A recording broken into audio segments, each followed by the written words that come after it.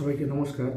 আমি সঞ্জয় স্যার। আমি আজকে একটি বিশেষ বিষয় নিয়ে আজকে আলোচনা করব। আমি সাধারণত প্রতিদিন আমার যে সাবজেক্ট সেই ভূগোল নিয়ে আমি ভূগোলের বিভিন্ন বিষয় নিয়ে আমি আলোচনা করি। তবে আজকে যে বিষয়টা নিয়ে আলোচনা করব সেটা পুরোপুরি একটা অন্যরকম। সাধারণত আমি আমার পড়ার মাঝে মাঝে আমি এরকম কোনো বিষয় নিয়ে আলোচনা করব যেটা সবার জানা প্রয়োজন এবং সেটা অবশ্যই খুব তথ্যমূলক এবং সেটাকে সবার ভালোভাবে জানতে হবে এবং এই কারণেই আমার এই নিজস্ব সাবজেক্টের বাইরে গিয়ে একটা কোনো বিষয় নিয়ে আমাদের আলোচনা করা। তো আজকে আমি যে বিষয় নিয়ে আলোচনা করবো সেটা হলো যে বাংলাদেশের একটি ছোট্ট জায়গা, সেটা হলো চট্টগ্রাম। এই চট্টগ্রাম নিয়ে আমার আজকে আলোচনা। বিষয়বস্তু তো চট্টগ্রাম নিয়ে কেন আলোচনা করব, তো সবাই আপনারা জানেন যে কিছুদিন আগেও বাংলাদেশের যে সরকার, সেই সরকারকে ফেলে দিয়ে একটা নতুন সরকার এসেছে। সেই সরকারে পুরোপুরি সেখানটা যে সংখ্যালঘু তাদের উপর একটা ভীষণ অত্যাচার চলছে এবং সেই অত্যাচারের বহিঃপ্রকাশ গোটা পৃথিবী দেখতে দেখতে পাচ্ছে এবং সেই সঙ্গে সেখানটার যে একটা এলাকা, সেই চট্টগ্রামটা যে পুরোপুরি একটি সংখ্যালঘু এলাকা। সেখানটা প্রচুর পরিমাণে সেখানটায় হিন্দু এবং বৌদ্ধ রয়েছে এবং তাদের উপরে প্রচণ্ড অত্যাচার চলছে এবং সেই কারণেই আমি চট্টগ্রামের যে ইতিহাস সেটা কিন্তু আজকে তুলে ধরবো। তো চট্টগ্রাম সম্পর্কে আলোচনা করার আগে আমি চট্টগ্রামকে চারটা পার্টে ভাগ করে নিয়ে আমি আজকে আলোচনা করবো আপনাদের সকলের সামনে। কি আমি সর্বপ্রথমে আমি চট্টগ্রামের ইতিহাস নিয়ে আলোচনা করবো এবং 2 নম্বরে কি বলবো যে চট্টগ্রাম কিন্তু যখন ভারত স্বাধীন হয় তখন কিন্তু চট্টগ্রাম ভারতের অংশ হিসেবেই কিন্তু যুক্ত হওয়ার কথা ছিল, কিন্তু সেখানে যুক্ত হতে পারেনি। কেন যুক্ত হতে পারেনি, এর জন্য কারা দায়ী, কে দায়ী, এই বিষয় নিয়ে আমরা আলোচনা করবো এবং সেই সঙ্গে আলোচনা করবো কি যে চট্টগ্রামের ভৌগোলিক গুরুত্ব কি, ভারতের কাছে জিওগ্রাফিক্যাল এর গুরুত্ব কি, সেই গুরুত্বটা আমি তুলে ধরবো এবং সর্বোপরি 4 নম্বরে আমি যেটা নিয়ে আলোচনা করবো সেটা হলো যে বর্তমানে একটা ভারতের বড় অংশের মানুষ চাচ্ছে যে চট্টগ্রামে ভারত তার সেনাবাহিনী পাঠিয়ে সেখানটায় দখল নেক বা সেখানটায় যে উপযুক্ত ব্যবস্থা নেক ভারত সরকার, যে সেখানটায় সংখ্যালঘুদের বাঁচানোর জন্য। তো এই বিষয়ে ভারত যদি এখন কোনো হস্তক্ষেপ করে সেখানটায়, তাহলে ভারতের কি সমস্যা হতে পারে, এই বিষয় নিয়ে আমি আজকে আলোচনা করব। তো এই চট্টগ্রাম সম্পর্কে এই সমস্ত বিষয়গুলো আলোচনা করার আগে আমি চট্টগ্রামের ম্যাপটা একটু আপনাদের সকলের সামনে একটু তুলে ধরবো।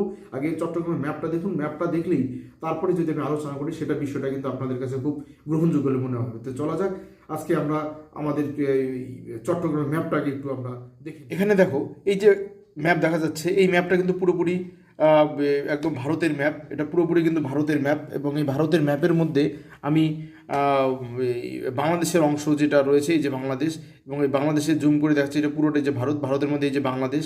আমি বাংলাদেশ সম্পর্কে আগে নিয়ে একটু, এই যে বাংলাদেশ, এই যে এটা হলো বাংলাদেশ।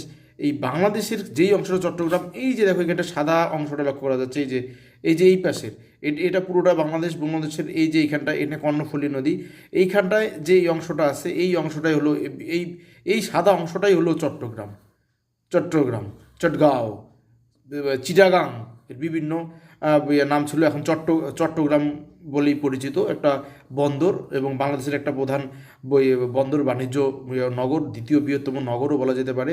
এবং বাংলাদেশের যে জিডিপি তার একটা বড় অংশ কিন্তু এই চট্টগ্রাম থেকেই আসে। তাই চট্টগ্রামের ভৌগোলিক গুরুত্ব এবং চট্টগ্রামের গুরুত্ব বাংলাদেশের কিন্তু প্রচুরভাবে রয়েছে এবং এই চট্টগ্রাম কিন্তু পুরোপুরি একটা হিন্দু অধ্যুষিত অঞ্চল এবং এখানে হিন্দু আর বৌদ্ধ ধর্মের মানুষ সব থেকে বেশি এখানটা বসবাস করে। আর এই চট্টগ্রামের উপরেই কিন্তু প্রচুর বাংলাদেশের যে মৌলবাদ যে শক্তি, তারা কিন্তু এখানটা অত্যাচার করছে। এখানটার যে সংখ্যালঘুরা তারা কিন্তু তার ভুক্তভোগী। এই উপরে দেখা যাচ্ছে, দেখো এখানে যে আসাম, মেঘালয়, এখানটা অরুণাচল প্রদেশ, নাগাল্যান্ড, মিজোরাম, মণিপুর, এই যে ত্রিপুরা, এই সমস্তগুলো কিন্তু একদম চট্টগ্রামের উপরের অংশ, কিন্তু সব একদম নর্থ ইস্ট, এই নর্থ ইস্ট। আমি এরপরে ভৌগোলিক গুরুত্ব নিয়ে আলোচনা করব যে কী করে এর চট্টগ্রামের ভৌগোলিক গুরুত্ব কী, ভারতের কাছে এর ভৌগোলিক গুরুত্ব কী, এই নিয়েও আমি আলোচনা করব। তাহলে ম্যাপটা কিন্তু আজকে সবাই এখানটায় দেখে নিলে যে কোন অংশটা চট্টগ্রাম। একটু চট্টগ্রামে দেখো, নিচে আসছে বঙ্গোপসাগর, এটা পুরোপুরি কিন্তু সাগর, নিচেটা কিন্তু পুরোপুরি বঙ্গোপসাগর একদম, এই যে বে অফ বেঙ্গল, পুরোপুরি বঙ্গোপসাগর কিন্তু। তাহলে এই চট্টগ্রামের ভৌগোলিক গুরুত্ব কিন্তু আমাদের কাছে একদম আমরা দেখতে পাচ্ছি এবং আমরা পরে এই বিষয় নিয়ে আরও আলোচনা করব। চট্টগ্রামের ইতিহাস নিয়ে যেটা আলোচনা করবো সেটা, চট্টগ্রাম কিন্তু একটা পাহাড়ি এবং পার্বত্য অঞ্চল এবং চট্টগ্রাম কিন্তু পুরোপুরি কিন্তু সৌন্দর্য একদম ভরপুর। সেটা কিন্তু একদম আগের থেকেই একটা পুরোপুরি একটা পাহাড়ি অঞ্চল এবং পার্বত্য অঞ্চল এবং যার যে সৌন্দর্য গোটা পৃথিবীকে কিন্তু মুগ্ধ করতো।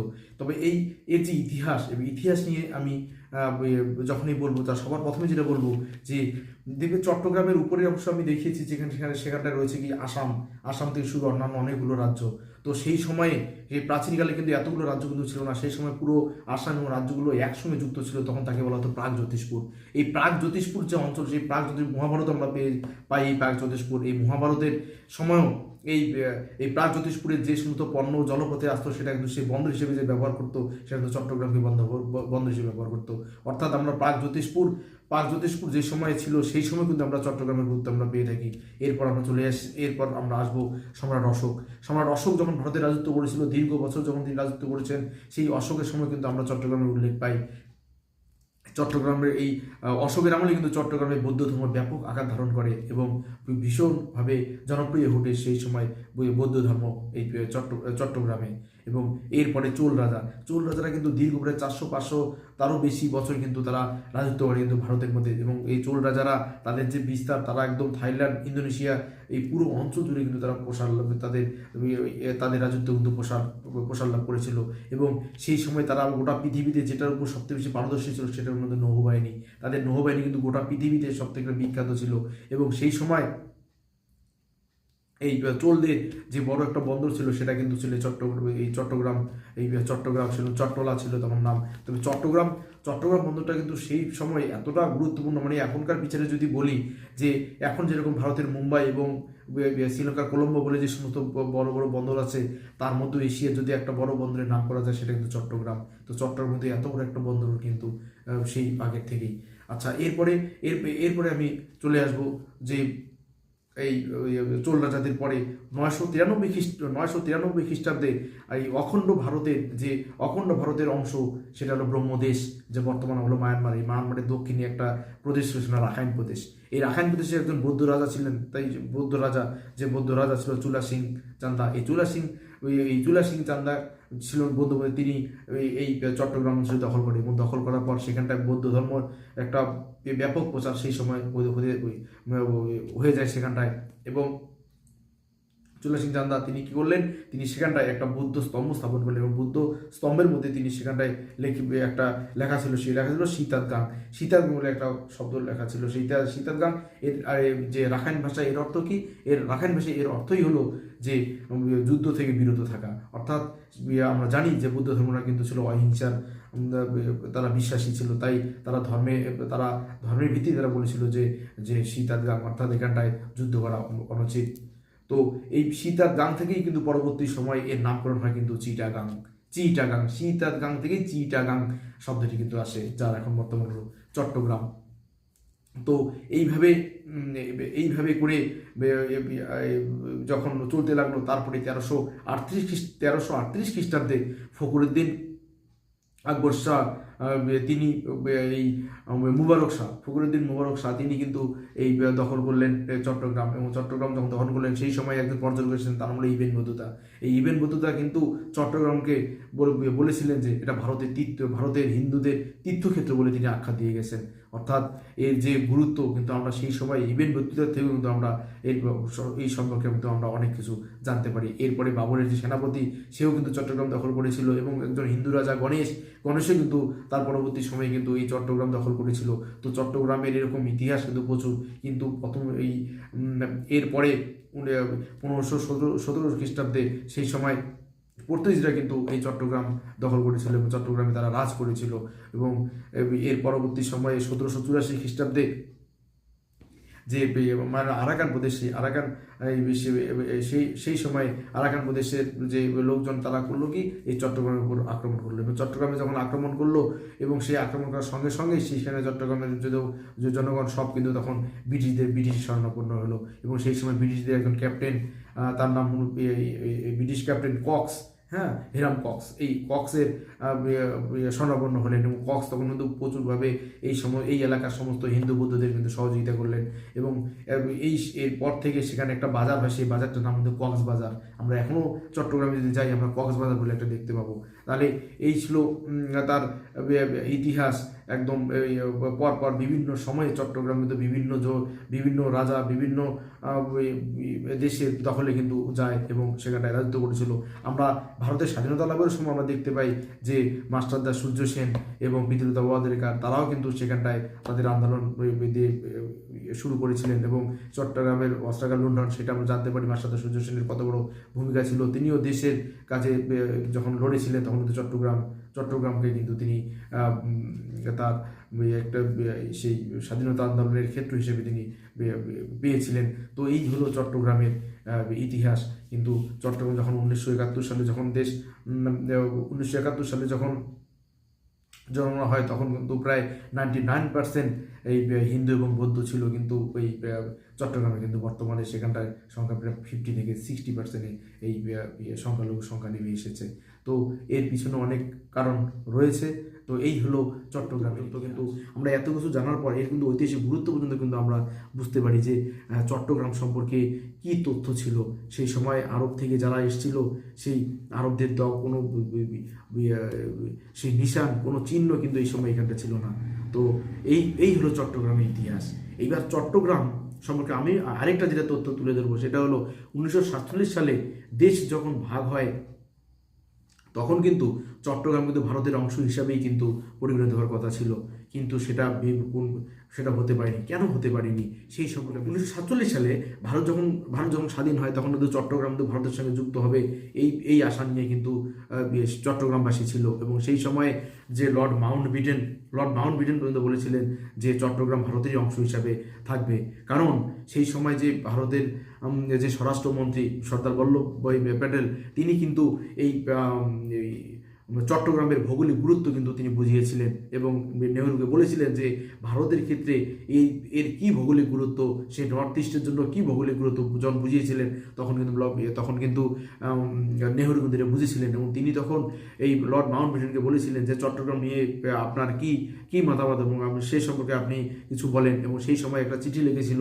লর্ড মাউন্টব্যাটেন, তিনি বলেছিলেন যে 1947 সালের যে ভারত শাসন আইন সেই অনুযায়ী চট্টগ্রাম পুরোপুরি ভারতের সঙ্গে যুক্ত হবে, কারণ চট্টগ্রাম পুরোপুরি একটা অমুসলিম অধ্যুষিত অঞ্চল, কারণ সেখানটা প্রচুর হিন্দু জনসংখ্যা পরিপূর্ণ, তাই চট্টগ্রাম ভারতের সঙ্গে যুক্ত হবে এরকম একটা আশ্বাস কিন্তু দিয়েছিল। কিন্তু পরবর্তী সময় 1947 সালে যখন বাউন্ডারি কমিশন তৈরি হলো এবং সেই সময় যে রেড ক্লিফ যখন যে বাউন্ডারি যখন দিলেন এবং তিনি যখন একটা ম্যাপ কেটে ম্যাপের মধ্যে যখন তিনি টেনে দিলেন যে কোনটা পাকিস্তানের সীমানা কোনটা ভারতের সীমানা, সেই সময় কিন্তু সেই সীমানা সেই দেখে এবং তার যে ভাগ দেখে তখন চট্টগ্রামের মানুষজন কিন্তু একদম খেপে গিয়েছিল। তারা বাউন্ডারি দেখে বুঝতে পারলো যে চট্টগ্রাম ভারতের সঙ্গে নেই, চট্টগ্রাম পাকিস্তানের অংশ হয়ে গেছে। এবং সেই সময় চট্টগ্রামবাসী বিপুল আন্দোলন করে এবং তারা ক্ষোভে ফেটে পড়ে এবং তারা আন্দোলন শুরু করে দেয়। এবং সেই সময় সেই জায়গায় যে যারা নেতৃত্ব ছিল চট্টগ্রামের, সেই চট্টগ্রামের যে নেতৃত্বে যিনি ছিলেন স্নেহকুমার চাকমা তখন কী করলেন, তিনি চলে গেলেন একদম সেই দিল্লিতে গিয়ে তিনি বললেন যে চট্টগ্রাম কেন ভারতের অংশ হলো না, কেন পাকিস্তানের সঙ্গে যুক্ত হলো, এই নিয়ে তিনি যখন গেলেন দিল্লিতে তিনি দীর্ঘদিন অপেক্ষা করতে নেহরুর সঙ্গে তিনি দেখা করতে পারছেন না। 50 দিন ওয়েট করার পর তার নেহরুর সঙ্গে দেখা হলো এবং নেহরুকে তিনি বললেন যে চট্টগ্রাম কেন ভারতের সঙ্গে যুক্ত হলো না, এই সম্পর্কে আপনি কি বলেন সেটা জানান। নেহরু তখন উদাসীন, কোনো কিছুই বললেন না, তিনি শুধু শুনে গেলেন। এবং এরপরে যখন স্নেহকুমার চাকমা তিনি যখন দেখলেন যেখানে কোনো কিছু হলো না, তারপরে তিনি চলে গেলেন সর্দার বল্লভভাই প্যাটেলের কাছে এবং সর্দার বল্লভভাই প্যাটেলকে তিনি বললেন যে আপনি বিষয়টা দেখুন, নেহরু এই বিষয়ে কোনো কিছুই বলছেন না, আপনি এই বিষয়ে উদ্যোগ নিন। এবং তখন সর্দার বল্লভভাই প্যাটেল তিনি আবার নেহরুর কাছে গেলেন, তিনি বললেন যে ভৌগোলিক গুরুত্ব আবার তুলে ধরলেন এবং তিনি বললেন যে একে ইমিডিয়েট ভারতের সঙ্গে যুক্ত করা হোক, এর ভৌগোলিক গুরুত্ব ঐতিহাসিক গুরুত্ব রয়েছে এবং এর যদি ভারতের অংশ হয় তাহলে নর্থ ইস্টে শুরু করে ভারতের ভীষণ সুবিধা হবে। কিন্তু নেহরু একদম ওনার উদাসীনতা দেখা গেল। আমরা বিভিন্ন বিষয়ে নেহরুর উদাসীনতা দেখেছি, এখানটা আরেকটি উদাসীনতা আমরা লক্ষ্য করতে পারলাম। তিনি বললেন সর্দার বল্লভভাই প্যাটেলকে যে এই ছোট্ট একটি ভূখণ্ডের জন্য কি আমরা পাকিস্তানের সঙ্গে লড়াই করব? এই ধরনের কথা তিনি তখন পল্লবী প্যানেলকে তিনি শোনালেন, এবং এই সমস্ত কথা যখন জানলো এবং শুনলেন স্নেহ কুমার চাকমা, তিনি তখন এক রাশ ঘৃণা নিয়ে তিনি চলে আসলেন ত্রিপুরাতে। তিনি তিনি যেতেও পারলেন না চট্টগ্রাম, কারণ চট্টগ্রাম তখন পুরোপুরি পাকিস্তানের দখলে, এবং সেই সময় তিনি যদি চট্টগ্রামে যান হয়তো তখন স্নেহকুমার চাকমাকে মেরেই ফেলবেন। এই কারণে তিনি চলে গেলেন তিনি ত্রিপুরাতে, এবং 1987 সালে এই স্নেহকুমার চাকমা কিন্তু সেখানেই মারা যান। তার মারা যাওয়ার সঙ্গে সঙ্গেই এই চট্টগ্রাম ভারতের যে অংশ হওয়ার স্বপ্ন সেটা কিন্তু পুরোপুরিভাবে একদম বন্ধ হয়ে গেল। চট্টগ্রাম আর ভারতের অংশ হতে পারলো না। এই হলো চট্টগ্রামের ইতিহাস। এই কারণে চট্টগ্রাম ভারতের অংশ হতে পারেনি হিন্দু অধ্যুষিত অঞ্চল হওয়া সত্ত্বেও। এরপরে আমি যেটা বলবো যে এই চট্টগ্রামের ভৌগোলিক গুরুত্ব আমি এখন একটু আপনাদের সামনে তুলে ধরছি। এই হলো বাংলাদেশের ম্যাপ। বাংলাদেশের ম্যাপের মধ্যে এই হলো চট্টগ্রাম। এই চট্টগ্রাম অঞ্চলের যে ভৌগোলিক গুরুত্ব সেই ম্যাপের সাহায্যে এখন যদি আমি দেখাই তাহলে আপনারা ভালো করে বুঝতে পারবেন সবাই। আমি একটু একটা জুম করা আছে, আমি আরেকটু ছোট করে এদিকে নিয়ে আসি। এখানে আপনারা দেখতে পাবেন, দেখেন এই যে এটা হলো এই সাদা অংশটা চট্টগ্রাম, এই সাদা অংশটা চট্টগ্রাম। আর এই উপরে হলো এখানে 7 সিস্টার, এই যে আসাম, এই যে মেঘালয়, আসাম, অরুণাচল প্রদেশ, নাগাল্যান্ড, মণিপুর, মিজোরাম, ত্রিপুরা, এই যে 7 সিস্টার এখানটা অবস্থান করেছে। তার 7 সিস্টারের নিচেই কিন্তু হলো এই যে চট্টগ্রাম। যদি আজকে চট্টগ্রাম যদি ভারতের অংশ হতো তাহলে এই চট্টগ্রাম দিয়ে এই বন্দর দিয়ে ভারতের মূল ভূখণ্ড, এটা ভারতের মূল ভূখণ্ড থেকে সহজে জাহাজে করে বঙ্গোপসাগর দিয়ে জিনিসপত্র এনে সহজেই এই চট্টগ্রামের বন্দর দিয়ে এখানে নর্থ ইস্টের সমস্ত রাজ্যগুলো কিন্তু পাঠানো যেত। কারণ নর্থ ইস্টে পৌঁছানোর জন্য ভারতের কিন্তু এখন একমাত্র একটা পথ, সেটা কিন্তু এই শিলিগুড়ি করিডোর দিয়ে যেতে হয়। এই যে শিলিগুড়ি করিডোর এখানটায়, যেটাকে চিকেন নেক বলে, তো শিলিগুড়ি করিডোর ছাড়া কিন্তু এই নর্থ ইস্টে যাওয়ার জন্য ভারতের কিন্তু আর কোনো পথ নেই। তো ভারতের যদি চট্টগ্রাম যদি ভারতের অংশ হতো তাহলে ভারত ওই কলকাতা হয়ে এখান থেকে কলকাতা বন্দর থেকে বা উড়িষ্যা থেকে সহজেই মালপত্র পণ্য নিয়ে সহজেই বঙ্গোপসাগর দিয়ে চট্টগ্রাম হয়ে এখানটা চলে যেতে পারতো। তাহলে আমরা চট্টগ্রামের ভৌগোলিক গুরুত্ব কিন্তু আমরা বুঝতে পারছি যে চট্টগ্রাম যদি এই অংশটা, কর্ণফুলী নদী আছে, এই অংশটা থেকে এতটুকু কিন্তু হলো চট্টগ্রাম। এই অংশটা যদি পুরোপুরি যদি ভারতের যদি অংশ হতো তাহলে ভারতে এই নর্থ ইস্টে যাওয়ার জন্য ভারতের আর কোনো চিন্তাই করতে হতো না। শুধু এই স্থলপথ দিয়েই না, জলপথ দিয়েও ভারতে যাওয়ার জন্য একটা পথ হয়ে যেত, যার ভৌগোলিক গুরুত্ব এখন ভারত বুঝতে পারছে। এবং সেই সময় বুঝতে পারলেও হয়তো সেখানটায় নেহরু উদাসীন ছিলেন, কিন্তু এই যে ভৌগোলিক গুরুত্ব এর অপরিসীম গুরুত্ব রয়েছে পুরো নর্থ ইস্টের জন্য। এই একমাত্র এই নর্থ ইস্ট তথা উত্তর পূর্ব ভারতের যে বিভিন্ন রাজ্যগুলিতে সঠিকভাবে সমস্ত পণ্যদ্রব্য থেকে শুরু করে অন্যান্য সমস্ত বিষয়ে সহযোগিতা করার জন্য এই স্থলপথ ছাড়াও জলপথ দিয়ে যে করা যেত, তা কিন্তু এই চট্টগ্রামটা না হওয়ার জন্য কিন্তু এখন আর সম্ভব হচ্ছে না। তো এই হলো চট্টগ্রামের ভৌগোলিক গুরুত্ব। আর এখন আমি যে বিষয়টি নিয়ে আলোচনা করব, তাহলে আমরা চট্টগ্রামের ইতিহাস জানতে পারলাম, আমরা চট্টগ্রামের ভারতের অন্তর্ভুক্তি কেন হয়নি সেটা নিয়ে আমরা জানতে পারলাম, এবং সর্বশেষ যেটা আমরা জানতে পারলাম যে একটা ম্যাপের সাহায্যে সুন্দর করে আমরা এর ভৌগোলিক গুরুত্ব পর্যন্ত আমরা জানতে পারলাম। এবং এবার আমরা যেটা জানবো সেটা যে ভারতের একটা বড় অংশের মানুষ ভারত কিন্তু চাচ্ছে যে চট্টগ্রামে ভারত হস্তক্ষেপ করুক, এবং সেখানটা যে সংখ্যালঘুরা যে সেখানটায় নির্যাতিত হচ্ছে, অত্যাচারিত হচ্ছে, সেটা থেকে মুক্তি করার জন্য ভারত কোনো স্টেপ নেই। তবে এই ক্ষেত্রে ভারতের কিছু সমস্যা আছে, যে ভারত কিন্তু সরাসরিভাবে কিন্তু কোনো একটা দেশের কোনো একটা অংশের মধ্যে কিন্তু হস্তক্ষেপ করতে পারে না। যদি হস্তক্ষেপ করে তাহলে কিন্তু আন্তর্জাতিক কিছু আইনই রয়েছে, সেক্ষেত্রে কিন্তু ভারত ফেসে যাবে এবং ভারতকে চাপে ফেলে দেবে গোটা বিশ্ব। আর সেই সঙ্গে শুধু চাপে পড়বে না, অর্থনৈতিক দিক থেকেও ভারতের মধ্যে প্রতিবন্ধকতা শুরু করে দিবে বিভিন্ন দেশ, বিশেষ করে আমেরিকা থেকে শুরু করে ইউরোপের বিভিন্ন কান্ট্রি, যারা ভারতের উপর প্রেশার ক্রিয়েট করবে। তবে এক্ষেত্রে অনেক বিষয় আমরা দেখতে পেরেছি, যেরকম 2014 সালে যখন রাশিয়া ক্রিমিয়া দখল করে ফেললো, এবং তখন কিন্তু আমেরিকা সহ ইউরোপের বিভিন্ন দেশ তখন কিন্তু রাশিয়াকে কিন্তু বিভিন্ন প্রতিবন্ধকতা তৈরি করেছিল, এবং প্রতিবন্ধকতা তৈরি করার পর রাশিয়া কিন্তু অর্থনৈতিকভাবে অনেকটা দুর্বল হয়ে গেছিলো। তো সেক্ষেত্রে কিন্তু তখন রাশিয়া একা কোনো কিছু সেসব করতে পারেনি, কিন্তু তারপরে আরেকটা আমরা ধরে নিচ্ছি যে চীন চীন কিন্তু জোর করে কিন্তু তিব্বত দখল করেছিল। তিব্বত দখল করার পরেও কিন্তু তার উপর অনেক নিষেধাজ্ঞা জারি করেছিল গোটা পৃথিবী, কিন্তু চীনকে কিছুই করতে পারেনি। কারণ চীনও তখন কিন্তু কিছুদিন পর যখন গোটা পৃথিবী দেখলো যে চীন একটা জনসংখ্যাবহুল অঞ্চল এবং এখানটা যদি প্রতিবন্ধ থাকে তাহলে ব্যবসা বাণিজ্য থেকে এই সমস্ত দেশেরই ক্ষতি হয়ে যাবে, তখন তারা প্রতিবন্ধ তুলে দিতে বাধ্য হয়েছে। অর্থাৎ কোনো একটা দেশ অন্য একটা দেশে দখল করার পর বিভিন্ন প্রতিবন্ধকতা তৈরি করার পরেও যে তারা তারা আবার সমহিমায় ফিরে আসতে পারে, তার কিন্তু উদাহরণ কিন্তু চীন কিন্তু আছে। কারণ এই ক্ষেত্রে একটাই প্রধান কারণ, যেটা তাদের গোটা পৃথিবী তাদের কিছু করতে পারেনি, তার কারণেই হলো কি বলতো অর্থনীতি। কারণ চীন রাশিয়া তারা অর্থনীতি থেকে অনেকটা স্ট্রং, তাই তাদেরকে চাইলেও গোটা বিশ্ব কোনো কিছু করতে পারেনি। তো যখন কোনো একটা দেশের কোনো একটা অংশকে যদি নিয়ন্ত্রণ করতে হয় বা কোনো একটা দেশকে যদি নিয়ন্ত্রণ করতে চায়, সেক্ষেত্রে কিন্তু অর্থনীতিটা অনেকটা স্ট্রং হওয়া প্রয়োজন। তো ভারতের এই ক্ষেত্রে আরও অর্থনৈতিকভাবে স্ট্রং হতে হবে, এবং ভারত যদি অর্থনৈতিকভাবে স্ট্রং হয় তাহলে গোটা পৃথিবী যদি একদিকেও করে ফেলে ভারতের কিছু করতে পারবে না। তো এই ক্ষেত্রে অর্থনীতি একটা বড় ফ্যাক্টর। আর এই মুহূর্তে যদি ভারত যদি চট্টগ্রামের কোনো অংশ যদি হস্তক্ষেপ করে, তাহলে সে কিন্তু জেনেভা চুক্তি যে আছে গোটা পৃথিবী যেগুলো মেনে চলে, সেই ক্ষেত্রে কিন্তু ভারত চাপে পড়ে যাবে। তো এই সমস্ত পজিটিভ নেগেটিভ বিভিন্ন কারণের জন্য কিন্তু ভারতকে একদম পুরো জেনে বুঝে পা ফেলতে হবে, এই বিষয়ে সতর্কভাবে চলতে হবে, এবং ভবিষ্যতে আরও অর্থনীতি আরও স্ট্রং হয়ে গেলে ভারত আরও অনেক কিছু করতে হবে, এটা আমরা সবাই জানি। তো এইভাবেই আমরা অর্থনৈতিকভাবে যদি স্ট্রং হয়ে যাই, আমরা আমাদের যে পুরনো অংশ সেই অংশগুলোকে আমরা নিয়ন্ত্রণ করতে পারবো, এই বিষয়ে কোনো সন্দেহ নেই। এই হলো চট্টগ্রামের 4 ভাগ করে তার বিভিন্ন আলোচনা। আশা করি আপনারা এই বিষয়ে অনেকটা বুঝেছেন। আপনারা এই ভিডিওটি যদি আপনাদের ভালো লাগে, ক্লাসটি যদি ভালো লাগে, তো অবশ্যই আপনারা কমেন্ট বক্সে কমেন্ট করবেন, এবং এই ক্ষেত্রে ভারতের হলো কী করণীয় সেই বিষয়ে যদি আপনাদের কোনো মতামত থাকে, আপনারা অবশ্যই কমেন্ট বক্সে লিখবেন, আমি সেটাও দেখতে পাবো।